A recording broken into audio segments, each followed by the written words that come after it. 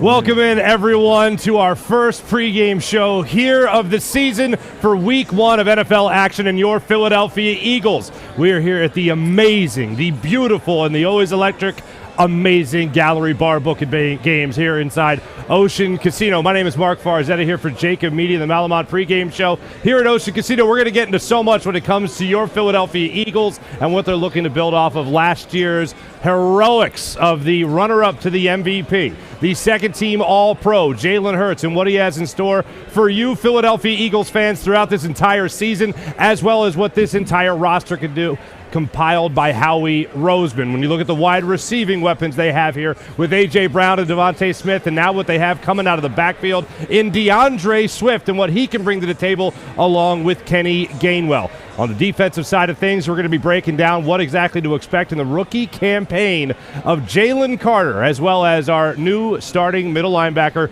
Nakobe Dean. A lot of things are set for excitement when it comes to this upcoming Philadelphia Eagles season. I know you're excited, I'm excited, and we're going to get right to it with my esteemed colleagues for yet another pregame show. My friend Derrick Gunn, of course, veteran Eagles reporter. He is here with us, and of course, Mr. Seth Joyner joins us as well. Ladies and gentlemen, I know everyone's pumped for another Eagles season, so Gunner, what do you think is the biggest thing we can look forward to this year? Number one has to be health. The thing about this Eagles team, it's a rarity when you can come back with a roster that's almost as strong as what you finished with, because once you get to a Super Bowl, so many other teams are out there poaching your coaches and your players as well. And we saw that happen with the Philadelphia Eagles with both coordinators and, of course, 5 players on the defensive side. But they've come back younger, but they look as talented as they were a year ago. They look faster than they were a year ago. But the journey is that much more difficult this year compared to what they went through last year. Offensively, I expect this offense to be explosive because all they're replacing is a right guard. Everything else remains intact. And Nick Sirianni said back in the spring, we haven't even shown you half of the playbook yet. Well, if you haven't shown half the playbook and you got to the Super Bowl, I can't even imagine what the other half of the playbook looks like. So, obviously, a lot of expectations, high anticipation that this team is in prime position to get back to that Super Bowl again. Yeah, and Seth, I know the bar is set pretty high. When you make it to a Super Bowl, you at least win the NFC Championship. So what can this Eagles team do to exceed your expectations for this upcoming season? Well, a lot is really going to depend on, D-Gun, you talked about not Nick Sirianni saying we haven't seen most of the playbook. Mm-hmm. I can tell you what the rest of the playbook looks like. The rest of the playbook looks like an offense that has a quarterback that operates from the pocket. You minimize how many RPOs and read options that you actually run. This is the next step in the ascension of Jalen Hurts becoming an elite level quarterback, in my opinion. And I look for him to take this next step, in his ascension, to just use his athleticism when necessary. He's going to have a plethora of weapons at his disposal. He's going to have a hell of a competition in the slot, at that slot position. Now with Olamide Zaccheaus really pushing Quez Watkins. The biggest question, in my opinion, is going to be, how quickly can the defense, get up to speed? I think we're going to have to rely on this offense to carry the defense, especially through the first 4 or 5 games of the season, because you got a new coordinator, you got a new system with new terminology, you got 2 new starting linebackers, and you got 2 new starting safeties. So there's going to be communication issues early on. And until they get to the point where they can play with each other and be able to have that communication, all those things that make a defense successful, they're going to have some growing pains. And then obviously the weakness of the team last year, which turned into an Achilles heel in the Super Bowl, was obviously the special teams. Can they figure out how to fix that? Can they get to a place where that becomes an asset rather than a liability? Mm-hmm. Now, I know a guy that we're not going to spend a lot of time on critiquing when it comes to starting out this football season, but when it does come to Jalen Hurts, with the incredible season that he had, this time last year, we were talking about whether or not Jalen Hurts was the guy in Philadelphia. Well, I think he answered that question with a yes exclamation point following last season. What are realistic expectations when it comes to Jalen Hurts? Last year, a huge ceiling to try to get to. How close is he to that ceiling now, Seth? I think he's very close because, the difference is, look what he did in a 3-year span. You guys have heard me say this before. I've got my 3-year rule. If a guy plays consistently over 3 years and barring any injuries or anything that arrests his development during that time, I expect for him to take off in year 3. We'll begin to see the progress, substantial progress in year 3. This kid came in and took this franchise to a Super Bowl. So what's the next step? The next step is, elevating yourself into that elite status. The thing is, he's going to go and do whatever's necessary in order for him to get better each and every year. That's the sign of a kid that wants to get great. A lot of people will talk about, the money. Will the money change him? And I say, definitely not, because he's not concerned with the money. The money's a big deal, but in a lot of ways it's not a big deal. He wants to get what he's worth, but at the same time, winning is what's important to him. So I think we're gonna see him escalate his game in a way where, I think people are really going to scratch their head because he's still got some doubters out there. After all that he did last year, he's still got some doubters and, dare I say, some haters. I expect for Jalen Hurts to pass somewhere around 4,000 to 4,500 yards this year with 40-plus touchdowns this year. He has those type of weapons. And if they elevate to where, you can remove some of those RPOs and just use them strategically where you need to use them, and he can really operate from the pocket and then use his athleticism when everything else breaks down, they'll be unstoppable. Mm-hmm. And now that you mentioned the money, now the Eagles have Jalen Hurts at a discount, considering the last couple of quarterback contracts that have come out. Hey, it's only $1 million or $2 million. Hey, come on, man. Absolutely. But, Gunner, he got so close to his ceiling last year. Is this a matter of this year expecting him to push that ceiling maybe a little bit higher, raise that bar even higher to what we can expect from his level of play? Well, if you know anything about Jalen Hurts, he never stops working to get better. But I've said time and time again over the summer, he can play the exact same game he played a year ago and still lead this team to the Super Bowl. Only Jalen Hurts, Nick Sirianni, Brian Johnson know exactly what it is he needs to get better at. We didn't see many flaws in his game last year. But there's pressure on him, number one, to repeat what he did. Number two, if there's a 24, 25-year-old that can handle the money matter, it's a Jalen Hurts. He's like a 45-year-old trapped in a 25-year-old body. But let's face it, the money is a factor. And when you put on that kind of financial pedestal, even more is expected of you. I don't see the money getting in the way of what he wants to do each and every week. But getting back to that Super Bowl is so difficult.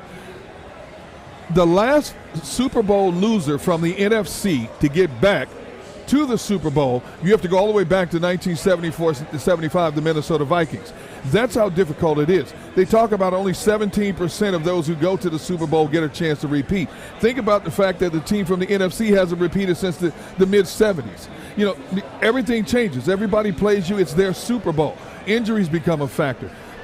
Coordinators have had a whole offseason now to try to defend what you're doing. And this guy, Bill Belichick, he doesn't have the offensive weapons to go toe-to-toe, but you give him 7 months to prepare for you. That's what I'm interested in seeing what Bill Belichick does defensively against this offense. I'm interested to see as well, but I'll say this. This matchup today is similar to the Super Bowl, if you will, because what is the thing that makes Bill Belichick so revered as a defensive mind? He will identify those things that you're best at, your strength, and he will take those things away. And then he'll make you operate off of the things that you do the least best, So what happened in the Super Bowl was, who are you going to take away? Take away Zach Ertz. You got 3 or 4 other guys, that can make plays. Take away, Alshon Jeffrey. Now, you still got 3, 4 guys, 5 guys that can still make plays. This football team is built in a similar manner.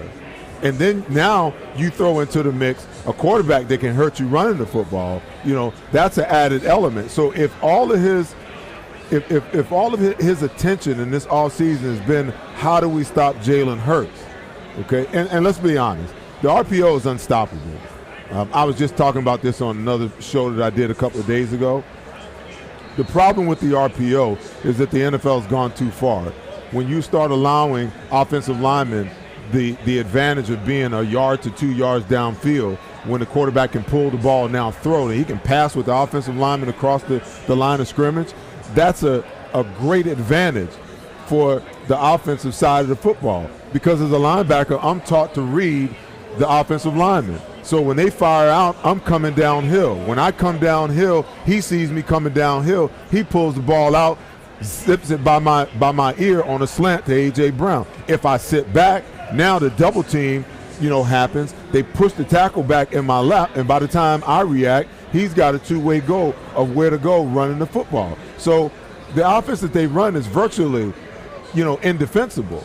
You really can't stop it when the decisions are made the way that Jalen Hurts makes the decisions. Now when you throw that other layer of offense where he can operate from the pocket and he can live from the pocket, and every once in a while you give you a little bit of read option. Every once in a while we give you a little bit of RPO just to keep you on your feet. And when you can blend it all and make it all look the same, that's why I say this offense is virtually unstoppable. They are going to be more potent this year, believe it or not, than they were last year.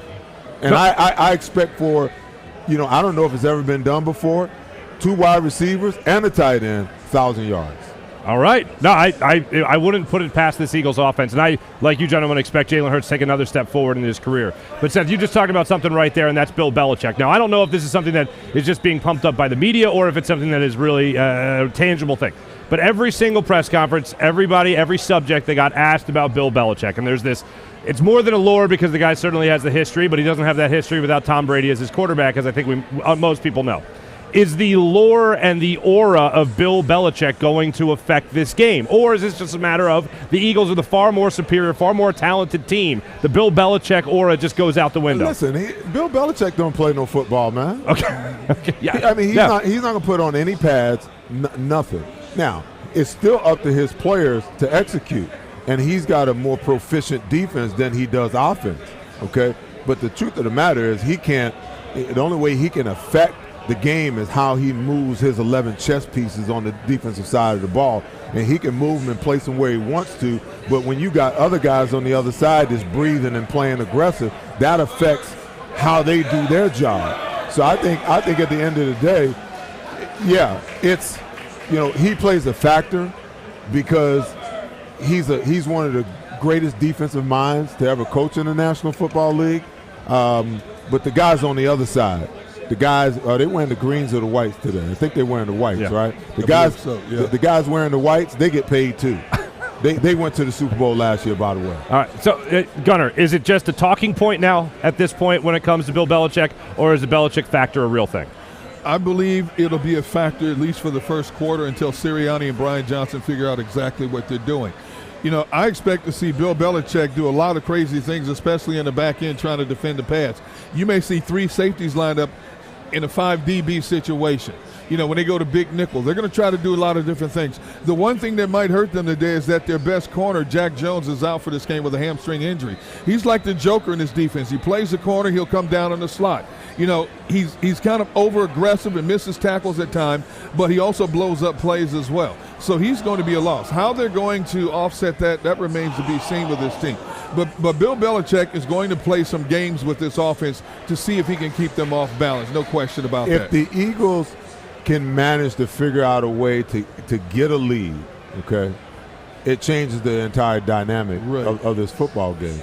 Because now they're going to force Bill's hand to do some things that he don't really want to do. Because if you look at this, the Patriots have always been built to stop the run, to control the line of scrimmage and stop the run.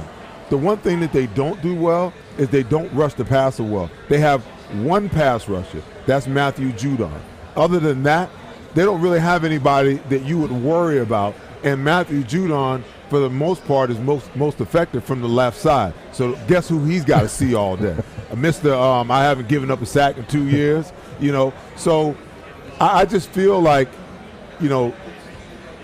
if the defense can do its job and the Eagles can figure out how to get a 2-touchdown, 17-point lead, I think this game is a wrap. because now you're going to force Bill Belichick maybe to bring some pressure where he doesn't like to bring pressure, and now that means that you've got man-to-man coverage on the outside. That means that you got Dallas Goedert lined up either on a smaller safety or lined up on a linebacker that's trying to cover him. And once that happens, once the game opens up that way, and you only have one pass rusher, you can chip him on the way out. With DeAndre Swift or Kenneth Gainwell, those types of things. That part of the matchup, that's a game changer, man. Now, I look at this offense right now and this defense. I look at this entire roster, looking at the players, saying that this team has a lot of talent. Seth, you said that earlier. Gunner said something similar. But when it comes to the coordinators, you're talking about two different offensive and defensive coordinators now for the Philadelphia Eagles, both now becoming head coaches elsewhere in the NFL. How much of a drop-off, if any, do you think there's going to be between Shane Steichen, who by most people's accounts, Gunner, was a very good play caller, and now to Brian Johnson, someone who has never called plays at the NFL level? Well, we heard this offseason that Brian Johnson is next in line to become a head coach because he's that highly thought of as a play caller and as a strategist offensively. When I look at Brian Johnson, there's not going to be much of a transition. He's been with Sirianni and Steichen from day one. He's been in the meetings. He's made suggestions to the offense. The only difference for him is going to be what kind of niche does he want to put on his offense himself to make it more of his offense, obviously, which helps his resume as he looks for a bigger picture, meaning a head coach down the road, possibly at the end of this season. Defensively is the unknown commodity. When you have a DC who's only done it 1 year, then he went to be an assistant coach out in Seattle. We don't know much about his defense, and I found it intriguing from day one when they decided to bring Matt Patricia in here to kind of, I don't want to use the term look over his shoulder, but to be his second eyes and ears. You can say what you want to say about Matt Patricia as a head coach, but Matt Patricia as a defensive coach was one of the best in the game, Bill Belichick. So he does have a defensive mind. I thought it was real strategic on Howie's part to say, okay, we're going to go with this Desai guy, but we want to have some reassurance. And you have to take into consideration, Desai wasn't their first choice. So where was he in the pecking order in terms of people they wanted when you heard they wanted a Vic Fangio and other coordinators before they wanted Sean Desai? Now, all right, so where was Sean Desai then? Was he number 2 on the list, you think? At least 3. At least 3 on the list. At least 3 on the list. So why wouldn't you just have Matt Patricia as your defensive coordinator? That's a good question. That's a very good question. I asked nothing but good questions. But I can tell you why. Okay. Listen, Sean Desai is a Vic Fangio disciple. See, with the Eagles making the Super Bowl run, that's why they missed out on Vic Fangio. Vic Fangio couldn't wait for the Eagles because he didn't know whether Jonathan Gannon was leaving or not. So he had to move on to do what he had to do.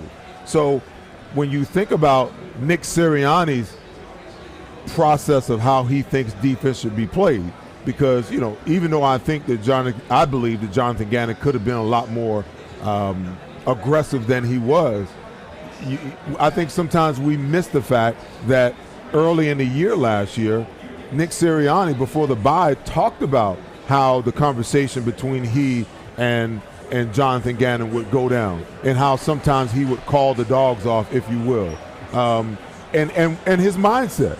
Nick Sirianni wants to, he wants explosive plays out of his offense, but he wants to guard against explosive plays versus his defense.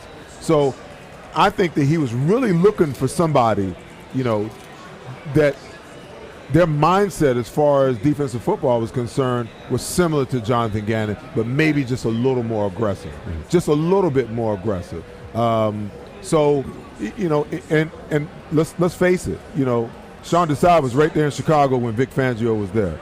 So he knows that defense. He knows the philosophies of that defense. And I think that that's what Nick Sirianni was angling for more than anything. Because I can remember Rex Ryan's name came up. I'm like, there ain't no way in hell they hiring Rex here. Right. Because Rex is going to bring some pressure. Rex doesn't care anything about giving up big plays because he knows that, hey, I may give up a big play, but I'm going to create 2 or 3 big plays in a game too. And he's willing, to leverage that, the way he calls a game. Nick don't want any of that. They're going to bend but don't break at all costs. And I think that the difference between Sean Desai and Vic Fangio and Jonathan Gannon is that those guys know how to make players move around and disguise things. And nobody was watching the last preseason game, but I was bored, so I watched it.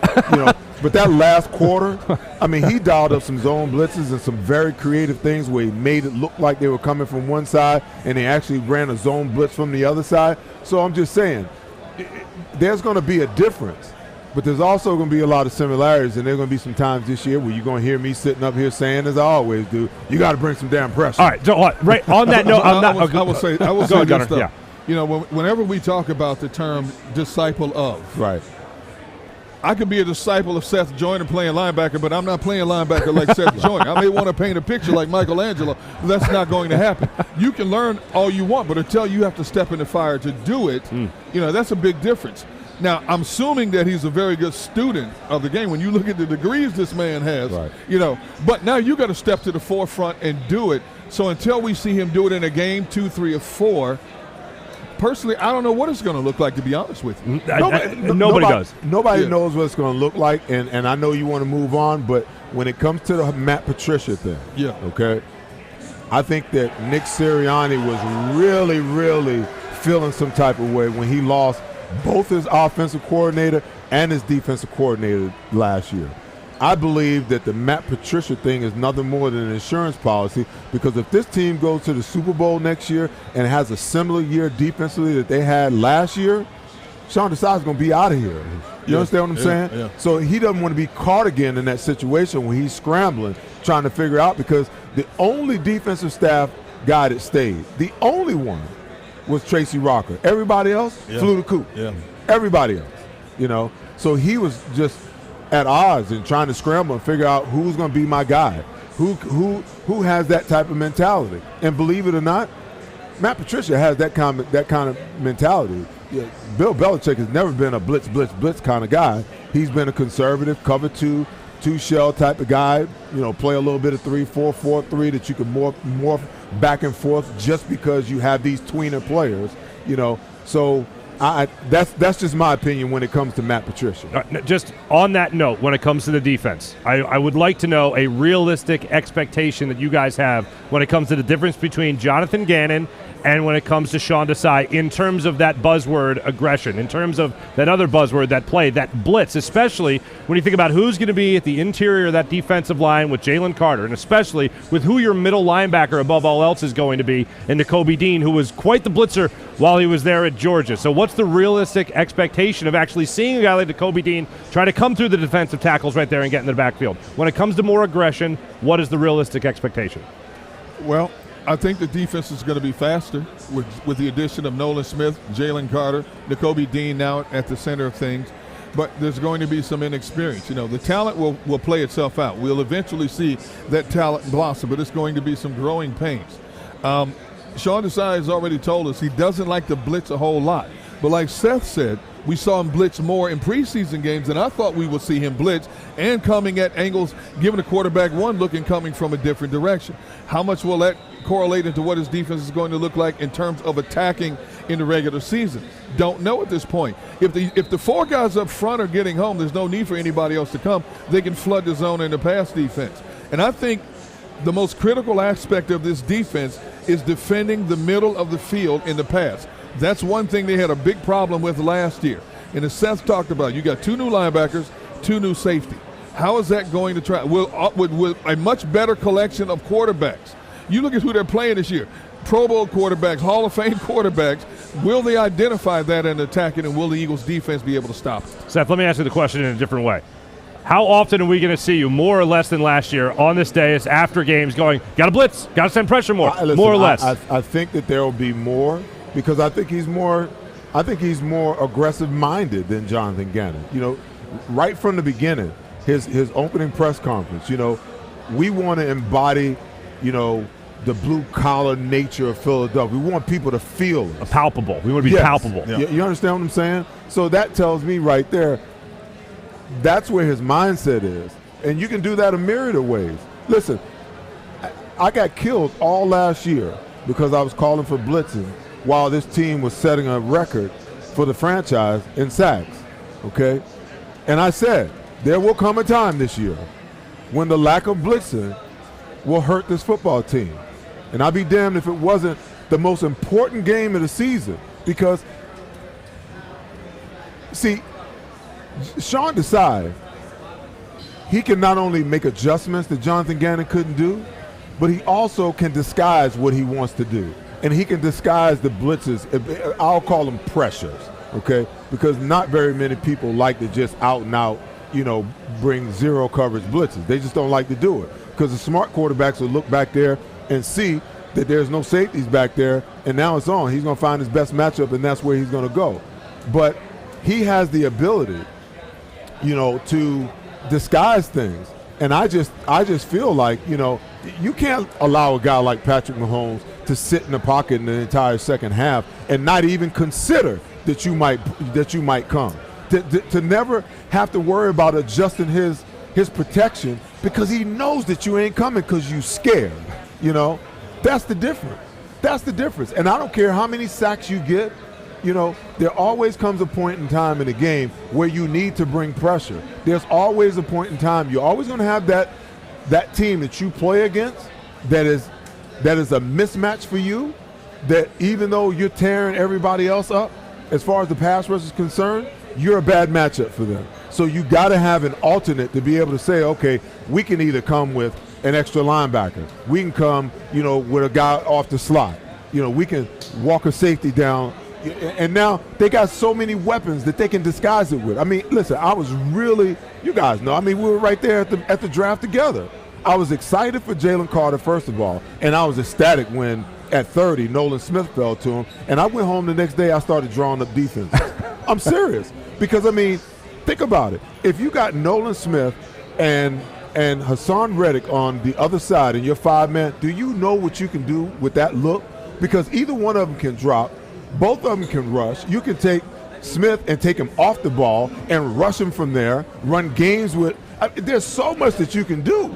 You understand what I'm saying? Look at the excitement on your face. You are ecstatic, my friend. I was about to take your handkerchief and wipe your chin. You're salivating on this stuff here, man. I'm trying to tell you. I'm trying to tell you. And when you're playing against quarterbacks that aren't mobile, when you're playing against quarterbacks that are still learning, and you're playing against offensive lines that you can dominate, you got to pick your spots, because the blitzing is not necessarily always just about the sack. Sometimes it's about the pressure. It's speeding up the quarterback's clock. It's speeding up his thought process. And when you speed those two things up, the probability of mistakes go up exponentially. Gotcha. When we come back, ladies and gentlemen, we're going to continue to break down the Eagles and what we expect for this upcoming season. We're also going to talk to some phenomenal people like John McMullen a little bit later in the show when it comes to this Eagles and Patriots matchup. And also that depth chart came out just earlier in the week, fellas, and there was some rather interesting things on that depth chart. We'll talk about that and more when we come back here on the JAKIB Media pregame show.